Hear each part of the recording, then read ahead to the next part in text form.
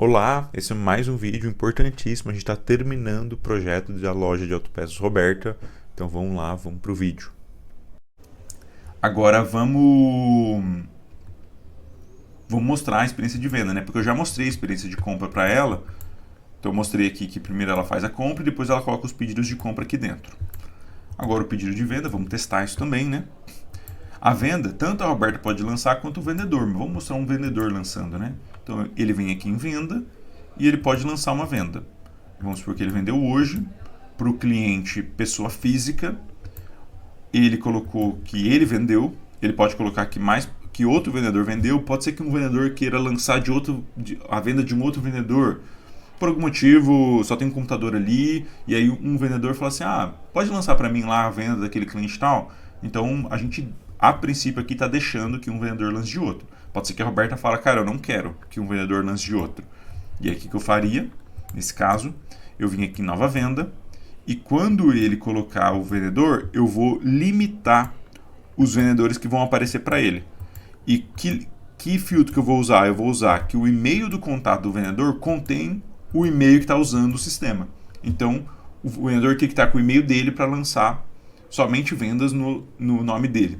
E se ele tiver com o e-mail de outro vendedor, beleza, aí ele consegue lançar uma venda para outro vendedor. Mas eu limito que só apareça vendedores, o vendedor que está com o e-mail dele.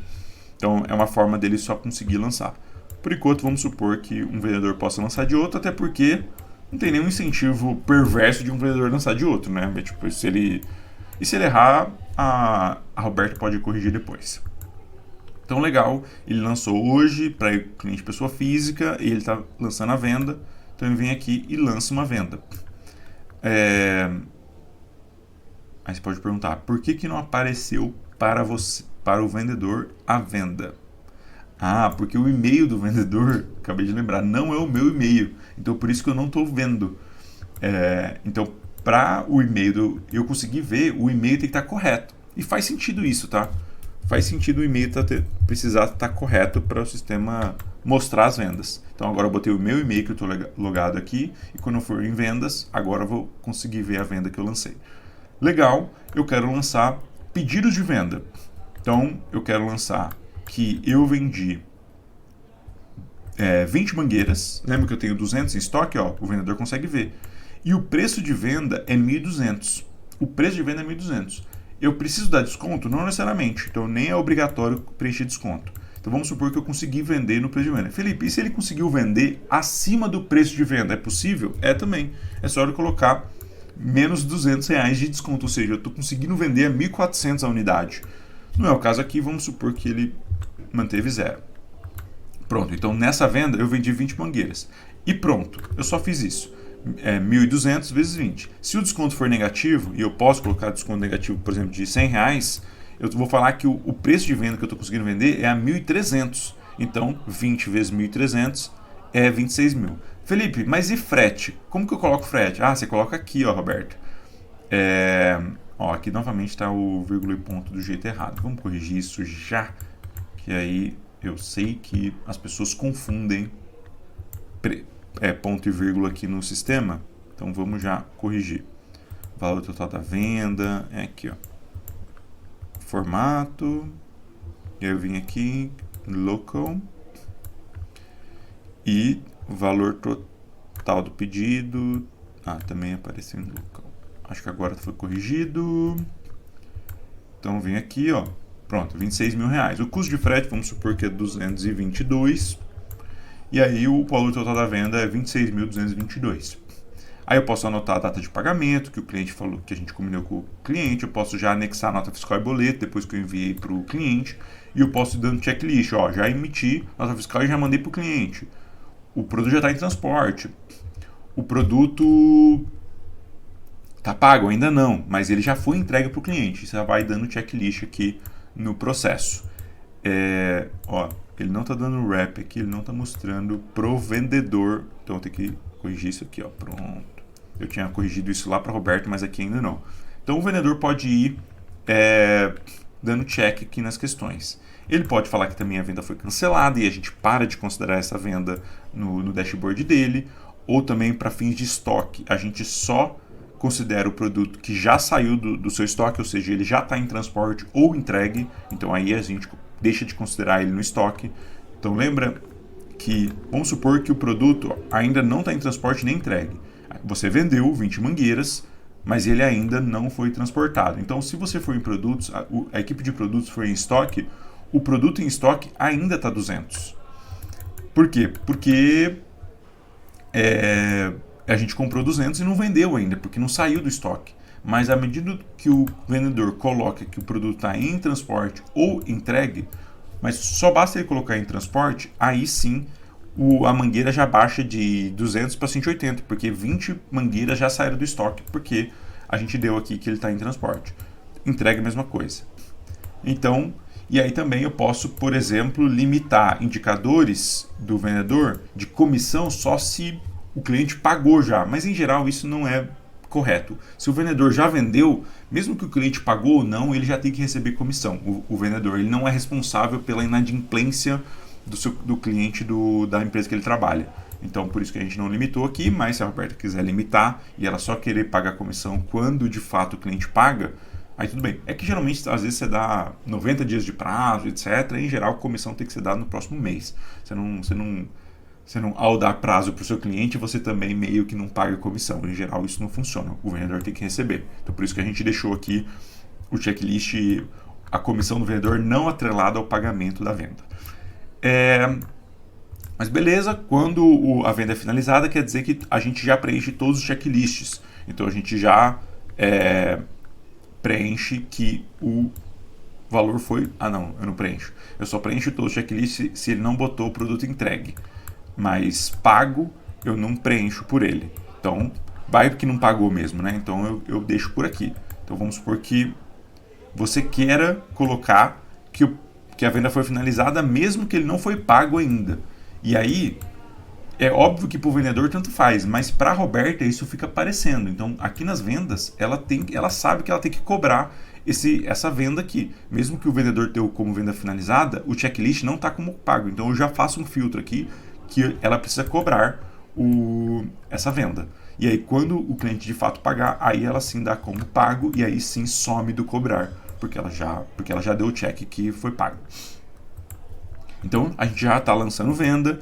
Se a venda for cancelada, aí isso some dos indicadores. Então, agora o vendedor não mais vendeu aquela venda, porque a venda foi cancelada.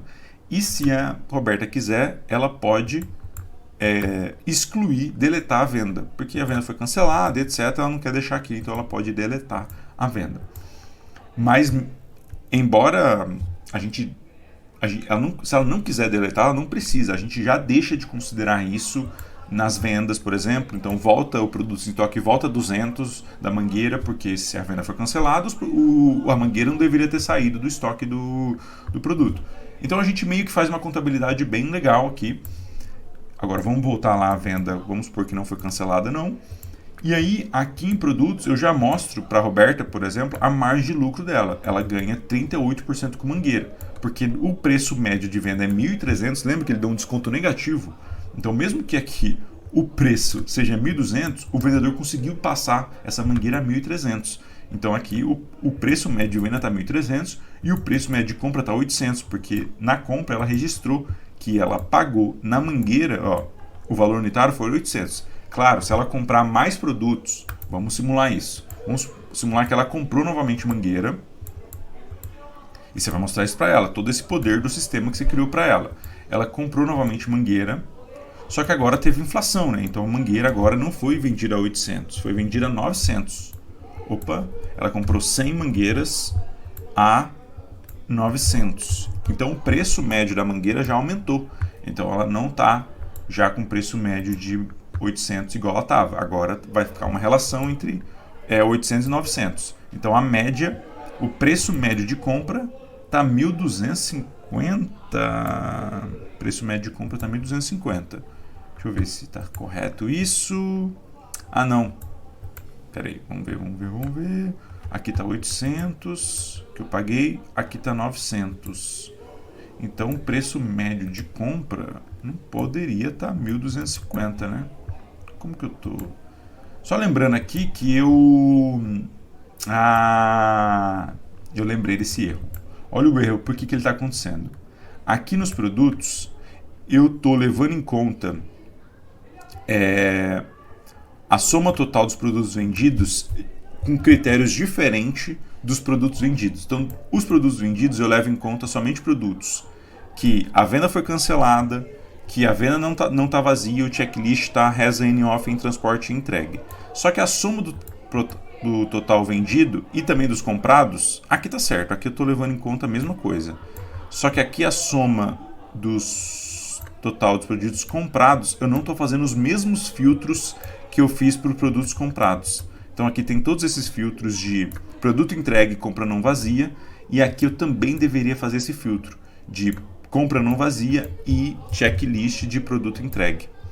Has any of produto entregue. Porque aí eu só somo os produtos que o produto já deu como entregue. Para a média, o preço médio de compra não ficar corrompido, digamos assim.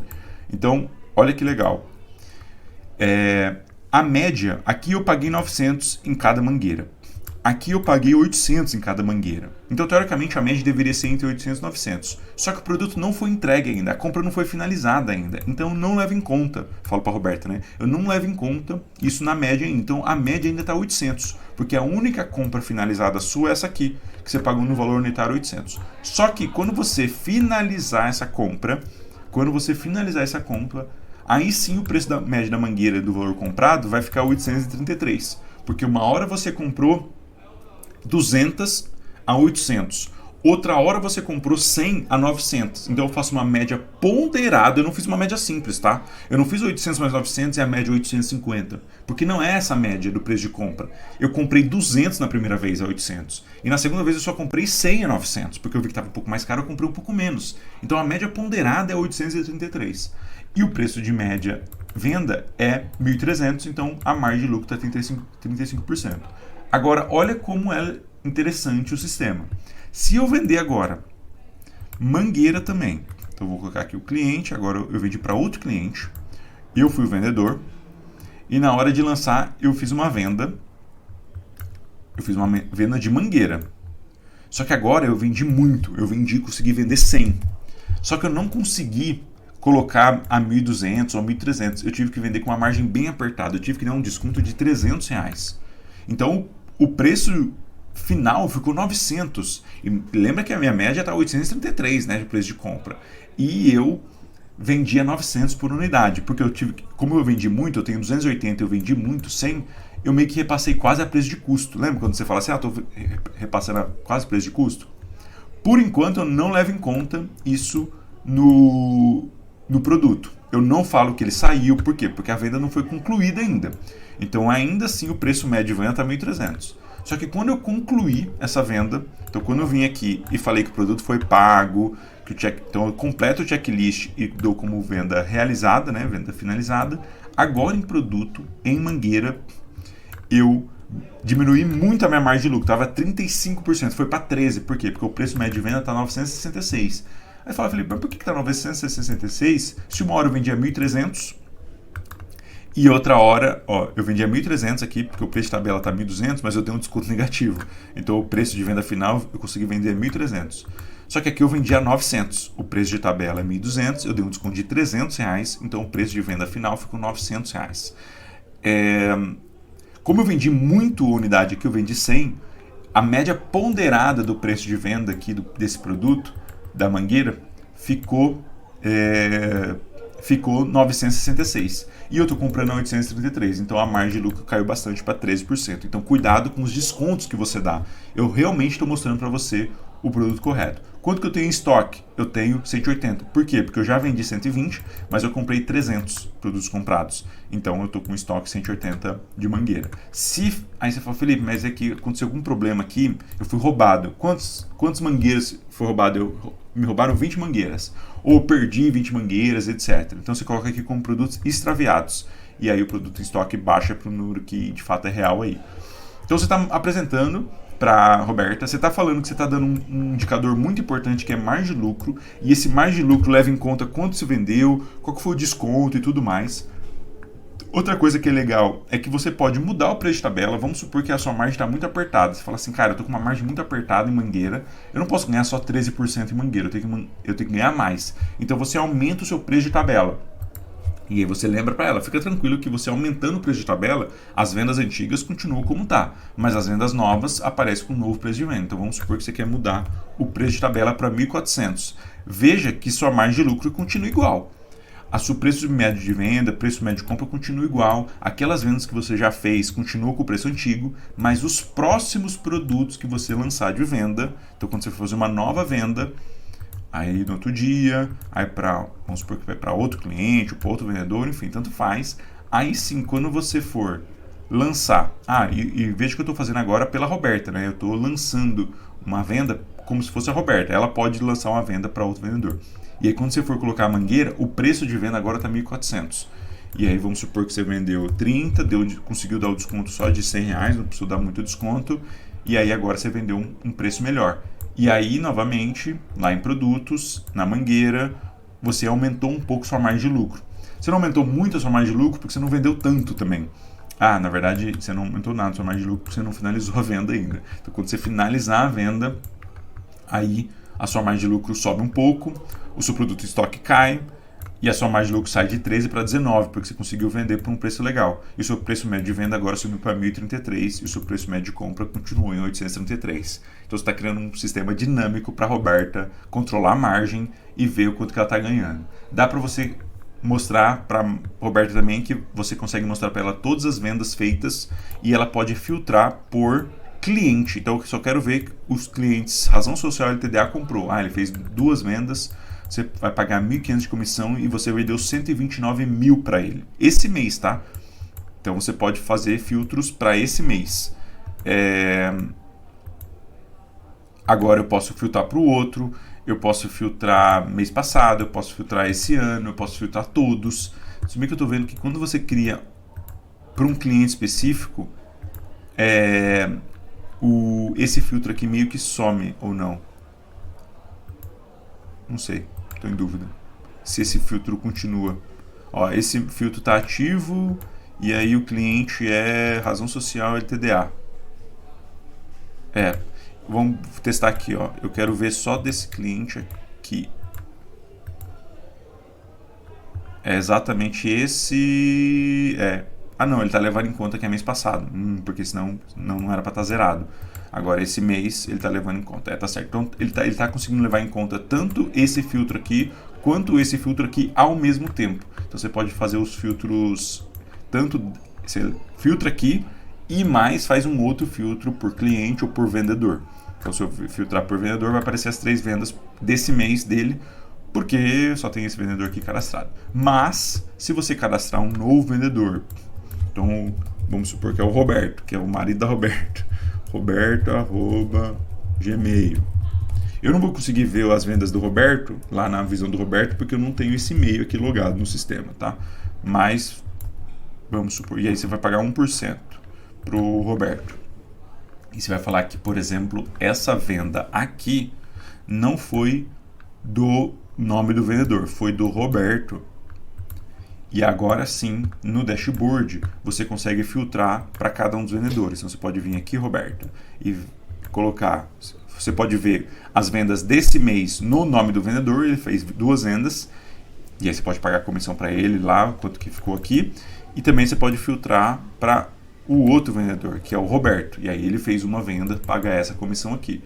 Você pode também filtrar para mês passado, que no caso ninguém vendeu nada nesse mês passado. Você pode filtrar para esse ano, e aí todo mundo esse ano vendeu, fez 3 vendas. E você pode filtrar para todos também, que não é nem esse ano, é todos os anos de toda a história do sistema.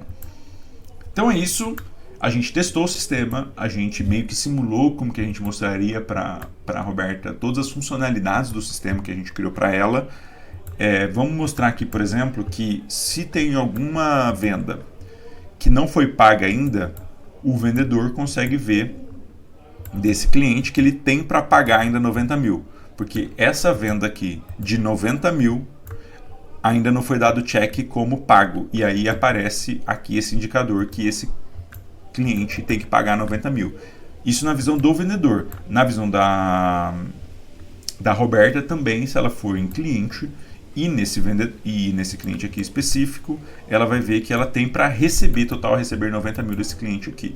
E também, para ela fazer o controle de que ela tem que cobrar esse cliente, ela vem em vendas e aí em cobrar vai aparecer que ela tem que cobrar 90 mil do cliente razão social e TDA. E quando ele pagar, ela dá como pago e aí ela só finaliza o processo, a gente some dele de cobrar, a venda continua aqui, tá? Só que eu tiro da visão dela de cobrar, ela pode só finalizar e se ela for naquele cliente novamente, não vai estar mais que ela tem que receber 90 mil dele. O total receber vai estar zerado e vai estar somado o valor total pago, que ele já pagou aqueles 90 mil. A mesma coisa pro vendedor, que também vai ver que ele não tem nada a pagar por enquanto. Isso é bom porque a gente meio que controla quem pagou, quem não pagou, e isso ajuda a saber se eu preciso cobrar algum cliente ou se aquele cliente está fazendo um novo pedido, mas ele tem uma conta ainda para pagar, então às vezes eu preciso condicionar um novo pedido com o pagamento do pedido anterior.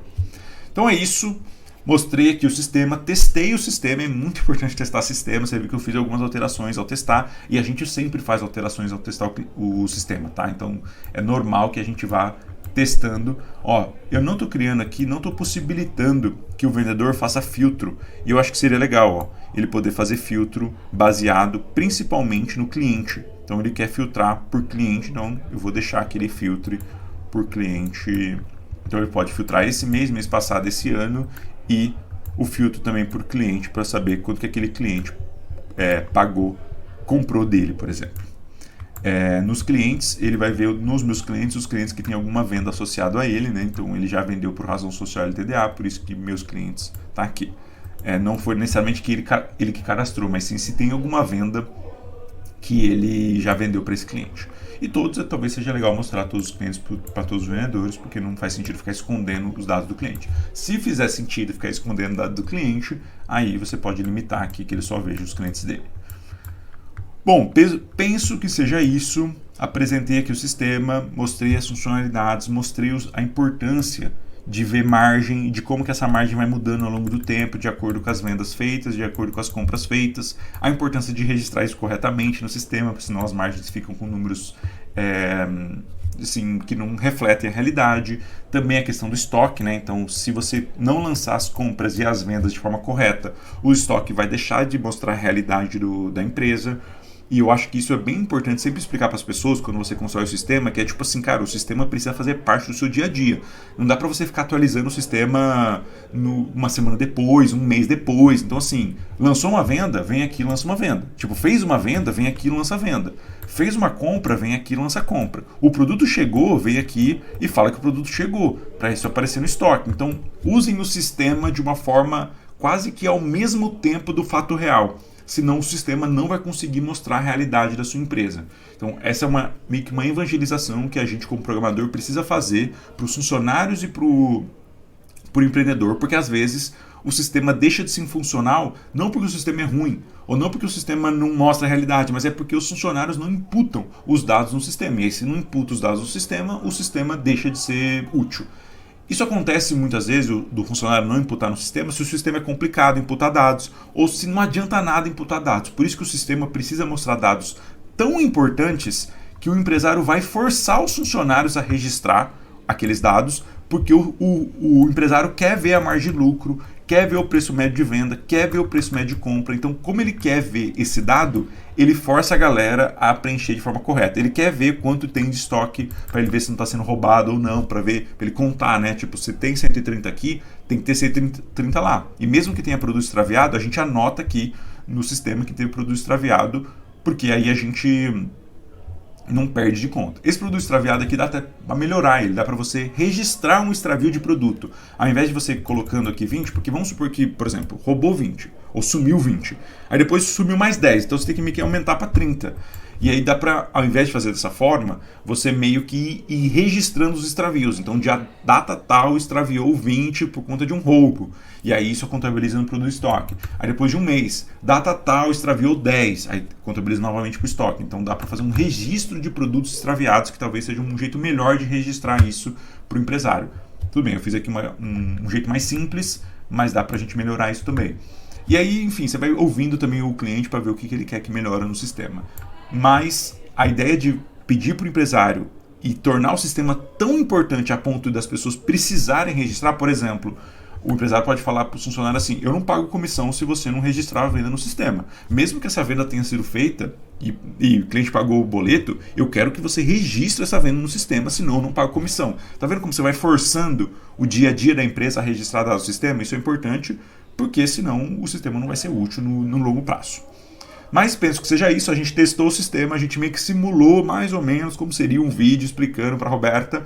Às vezes eu nem faço vídeo, às vezes eu faço um treinamento em tempo real mesmo, ela entra numa chamada ou eu vou até a empresa dela e aí eu apresento o sistema para ela, ali ela já fala pontos de melhoria, eu já vou anotando, falo para ela, não, tipo assim, eu só vou usar quando o sistema estiver perfeito. Não, isso não, o sistema nunca vai estar perfeito. Sim, é claro que o sistema não pode ter erro, mas assim, do sistema estar completo, o sistema nunca está completo. Então já vai usando, Roberta, o sistema, mesmo que você está pedindo melhorias, já vai usando, que aí a gente vai implementando melhorias e aí as melhorias vão acontecendo com o tempo. Não adianta ficar esperando o sistema perfeito para começar a usar. Comece a usar o mais rápido possível para você ir testando e a gente vai construindo melhorias ao longo do tempo junto com o cliente.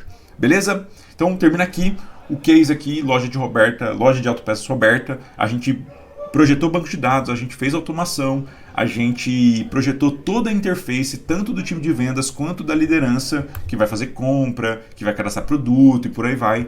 E acho que a gente tem um sistema completo aqui para uma loja de autopeças controlar. Claro que eu posso pensar que eu posso criar uma coisa muito parecida para uma papelaria ou para qualquer outro tipo de empresa que tenha essa entrada e saída de produtos, etc. É verdade. É claro que alguns tipos de empresa esse sistema não vai ser útil. Sei lá, até o caso da papelaria ou do supermercado. Você não vai ficar registrando no computador cada entrada e saída. Você tem que fazer um sistema mais automatizável relacionado com barcode, né? Código de barras, etc. Então, assim, não necessariamente esse sistema vai servir para todo tipo de empresa que tiver um comércio com entrada e saída de produto. Eu acho que não vai. Mas eu acho que para uma loja de autopeças serviria muito. Beleza? Penso que seja isso. Um beijo para você e nos vemos nos próximos cases. Caso tenha, a gente se vê nos próximos cases de sistemas completos que a gente vai projetar aqui juntos nessa série de vídeos sobre o curso do Arteba. Beleza? Tchau, tchau!